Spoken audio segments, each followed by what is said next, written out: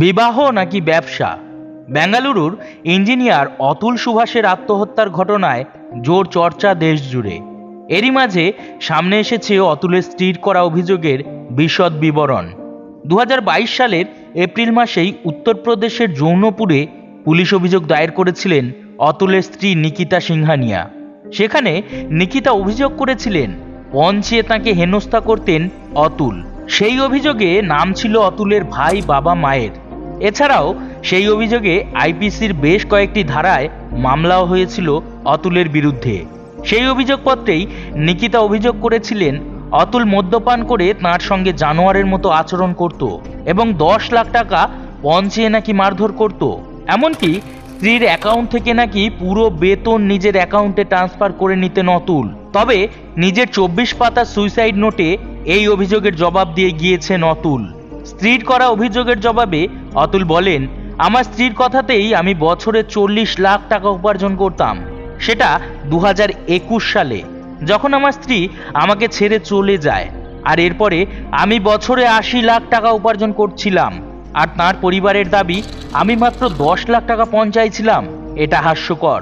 যে ব্যক্তি বছরে 40 লাখ বা 80 লাখ টাকা উপার্জন করছে, সে 10 লাখ টাকা পণের জন্য কেন নিজের স্ত্রী বা সন্তানকে ত্যাগ করবে? এরপর মারধরের অভিযোগের পরিপ্রেক্ষিতে অতুল নিজের সুইসাইড নোটে লিখে গিয়েছেন, আমার স্ত্রীর অভিযোগ আমি নাকি তাকে মেরে কালশিটে ফেলে দিতাম। আমার মতো স্বাস্থ্যবান কেউ যদি সেভাবে মারধর করত, তাহলে তার হাড় ভাঙত বা কোথাও কোনো আঘাতের চিহ্ন থাকতো। সেগুলির ছবি কোথায়, প্রমাণ কোথায়, সাক্ষী কোথায়?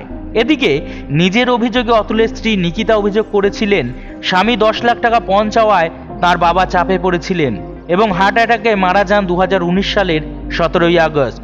এই নিয়েও জবাব দিয়ে গিয়েছেন অতুল। তার কথায় স্ত্রীর এহেন দাবি খুব বাজে বলিউড প্লট। অতুল দাবি করেন তার শ্বশুরের হার্টের রোগ আগে থেকেই ছিল এবং তার জন্য বিগত 10 বছর ধরে তিনি চিকিৎসাধীন ছিলেন। ডাক্তার এমনিতেই নিকিতার বাবাকে আর কয়েক মাস সময় দিয়েছিল। আত্মহত্যার আগে অতুল প্রায় 1.5 ঘন্টার যে ভিডিও করেছেন, সেটাও শিউরে ওঠার মতো। ওই ভিডিওয়ে অতুল অভিযোগ করেছেন তার এবং তার পরিবারের বিরুদ্ধে এক গুচ্ছ মিথ্যে অভিযোগ করেছিলেন নিকিতা। প্রতি মাসে 2 লাখ টাকা খোরপোশ নেওয়ার চেষ্টা করেছিলেন। উত্তরপ্রদেশের জৌনপুরের এক বিচারকের বিরুদ্ধে অভিযোগ তুলেছেন অতুল। তিনি অভিযোগ করেন বিষয়টি মিটিয়ে নেওয়ার জন্য 5 লাখ টাকা ঘুষ চেয়েছিলেন বিচারক। অতুল অভিযোগ করেন একটা সময় নিকিতা তাকে বলেছিলেন যে কেন আত্মহত্যা করছেন না 34 বছরের ইঞ্জিনিয়ার, আর সেই কথা শুনে বিচারকও হেসেছিলেন আর নিকিতাকে আদালত কক্ষ ছেড়ে যেতে বলেছিলেন। তারপর একই কথা বলেছিলেন তার শাশুড়ি।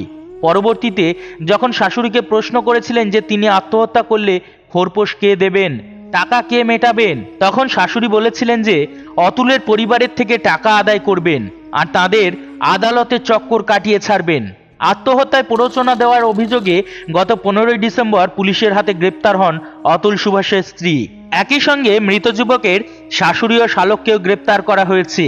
বেঙ্গালুরুর যুবক অতুল সুভাষকে আত্মহত্যায় প্ররোচনা দেওয়ার অভিযোগে এই 3 জনকে গ্রেপ্তার করেছে পুলিশ। পুলিশের তরফে জানানো হয়েছে অতুল সুভাষের স্ত্রী নিকিতা সিংহানিয়াকে গুরগাঁও থেকে গ্রেপ্তার করা হয়েছে ও তার মা ও ভাই নিশা সিংহানিয়া এবং অনুরাগ সিংহানিয়াকে প্রয়াগরাজ থেকে গ্রেপ্তার করা হয়েছে।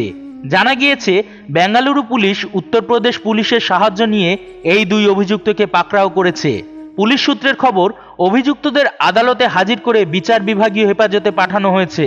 প্রসঙ্গত, গত সোমবার বেঙ্গালুরুর যুবক অতুল সুভাষকে তার অ্যাপার্টমেন্টের মধ্যে মৃত অবস্থায় পাওয়া যায়। তিনি পেশায় ছিলেন একটি ফার্মের ম্যানেজার। একটি 81 মিনিটের ভিডিও ও 24 পাতা সুইসাইড নোট লিখে আত্মঘাতী হয়েছিলেন তিনি। ভিডিও বার্তায় অতুল স্পষ্ট করে কিভাবে তাকে স্ত্রী ও তাঁর শ্বশুরবাড়ির লোকেরা হেনস্থা করেছে। এমনকি সরাসরিভাবে তিনি সুইসাইড নোটে তাদের বিরুদ্ধে অভিযোগও করেন। ডিভোর্স মামলা করে খোরপোশের জন্য কতটা চাপ দেওয়া হচ্ছে তাও চিঠির ছত্রে ছত্রে দাবি করে গিয়েছেন অতুল। দেহ উদ্ধারের পরই তার স্ত্রী নিকিতা, শাশুড়ি নিশা, শালক অনুরাগ এবং কাকা শ্বশুর সুশীল সিংহানিয়ার বিরুদ্ধে অভিযোগ দায়ের করেন মৃতের ভাই। সারা দেশে প্রতিবাদের ঝড় ওঠে। এরপরই অভিযুক্তদের মধ্যে 3 জনকে গ্রেপ্তার করল পুলিশ।